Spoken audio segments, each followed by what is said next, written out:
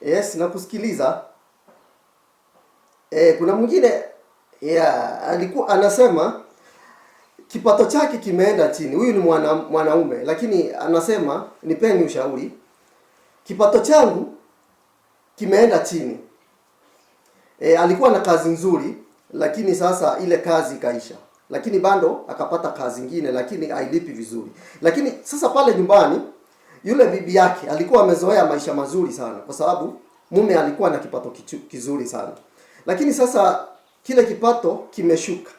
Kwa hivyo mke wake analalamika sana. Wakati mwingine hata kupika chakula inakuwa ni shinda, kwa sababu sasa imebidi waadjust maisha kidogo. Sasa ningependa kukwambia hivi kakamu, ndugu yangu, kama huyu mwanamke anaona kipato chako kimeenda chini na bado unajitahidi kupambana, lakini yeye anakazia pale pale pa kitambo, huyo mwanamke sijui tumpe ushauri gani, kwa sababu kama bwana yako alikuwa na kipato kizuri na kimeenda chini na ulikuwa umezoea maisha ya juu, pia unafaa umuelewe kabisa. Itabidi ufanye adjustment. Sijui kama tunaelewana. Itabidi uchange ukiwa mwanamke na ukubali.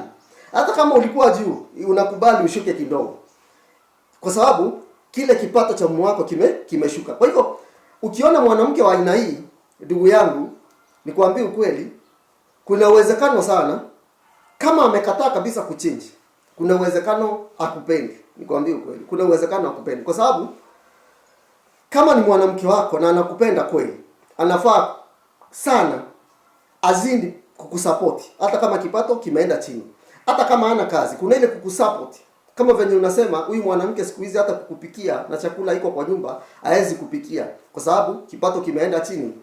Kwa hivyo huyu mwanamke akuheshimu kabisa, nakwambia ukweli, kwa sababu hii ndio wakati anafaa awe anakushikilia kwa nguvu kabisa, kwa sababu anajua pia wewe uko na maumivu na si eti unataka hii hadi. Kwa hivyo anafaa awe anakupa moyo, utapata zaidi, usijali mume wangu, utapata zaidi, kesho itakuwa sawa.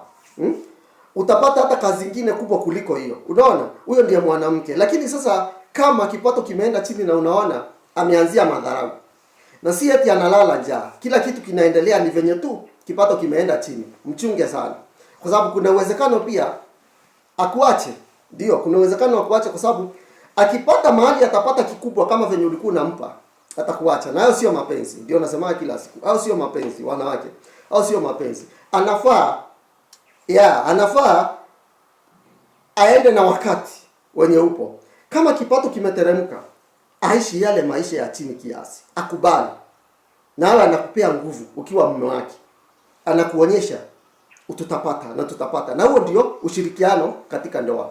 Kwa hivyo kuna asilimia kubwa sana, naam, kuna asilimia kubwa sana akupendi. Wewe chunguza tu, kuna asilimia kubwa sana hiyo akupendi.